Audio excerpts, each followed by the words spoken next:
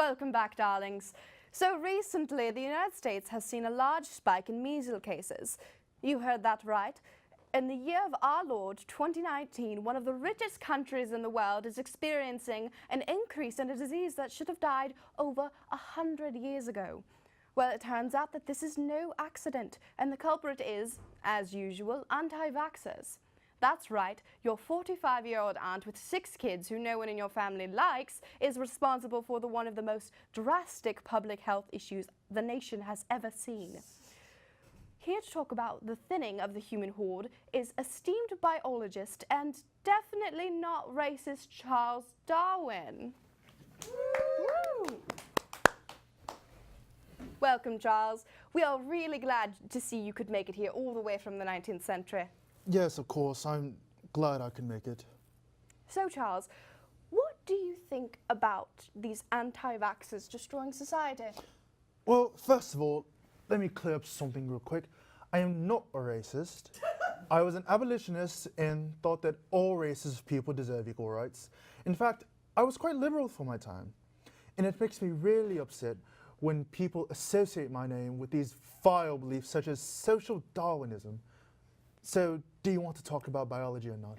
Wait, you're telling me you're not a racist? No, not at all. Well, then what is social Darwinism? Social Darwinism was created by the notorious racist Herbert Spencer. That bloody idiot thinks he can drag my name through the mud and associate me with all these backwards beliefs. Disgusting. All of my research on animals and the contributions I've made to science tainted by that man. I wish to never hear his name again. Now, if you want to talk about biology and evolution, I'm all ears. I didn't come back from the 19th century just to be slandered by this abdomicist. Wow, sorry, Charles. I had no idea you'd be so offended. Anyhow, how do you feel about these anti-vaxxers causing a health crisis in the country? I'm sorry, I do not recognize that term you speak of. Oh, well, essentially it's someone who thinks that vaccines are bad for you and give you autism, and that we should protect ourselves using oil or something. Sounds like some 21st century buffoonery. To me, it sounds like these individuals deserve the disease they've become contaminated with due to their absolute idiocy. I'd say that this is a perfect example of my theory of evolution as applied to a human social setting where only the smart survive. I think we're going to coin a new term, Darwinism for people.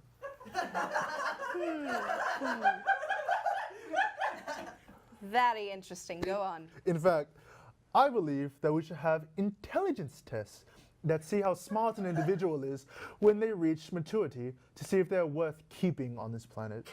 You know, similar to the process in which we judge cattle and other animals of that sort. Wow, Darwinism for people is turning out to be a great idea. I know you're kind of on a roll here, but they already have a name for the process that you're describing. No, I'm sure they don't. Darwinism for people will certainly strengthen our genes and make us a much more dominant species that we ever could be. This is great. By removing the weakest links of humanity, we could accomplish more as a species than we ever could with these plebeians walking alongside us. We should have been doing this a long time ago. Charles, you are literally describing social Darwinism. Oh. Yeah. Well, this is awkward, isn't it? Yes? Well, I guess I'm not as woke as I thought. It appears not. Well, I guess I should be getting back to my time, and we'll just all forget this ever happened, shall we? Works for me. Charles Darwin, everyone! Now, while the girls and I have been having our own problems with the influx of desperate and horny politicians due to Brexit, it sounds like the American presidential race is going to lead to booming business for the high clients in DC, if you know what I mean. Howard Schultz, former CEO of Starbucks and multi-billionaire, announced in January that he would be seriously considering running for president, Personally, I was quite surprised to see that he was interested in any sort of leadership position.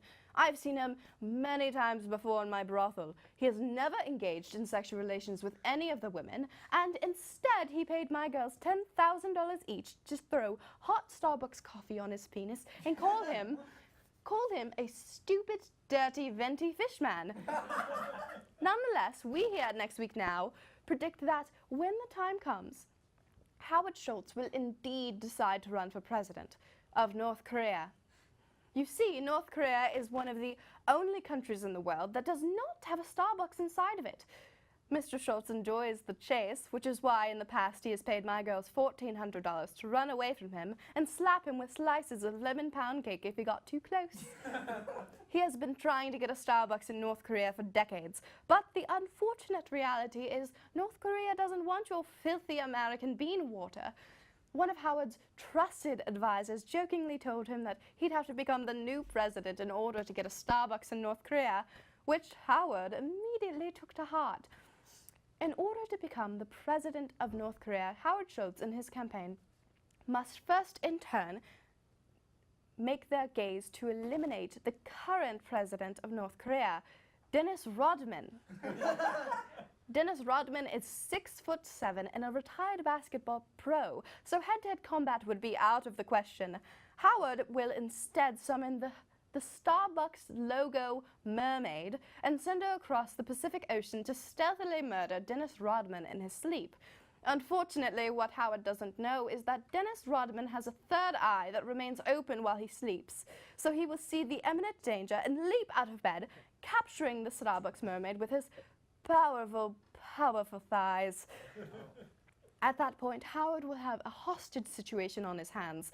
He has experienced one before. After all, he paid my girls $30,000 to tie him up with a daisy chain of plastic straws and throw him into the ocean so he would know what it feels like to be a baby dolphin in polluted waters. To rectify the situation, Howard will drop an atomic bomb on North Korea. We aren't sure how Howard had access to an atomic bomb, but our sources indicate probably the Starbucks mermaid. North Korea will be reduced to a puddle, and the Starbucks mermaid will swim back to the homeland of fried butter and 500-calorie coffee.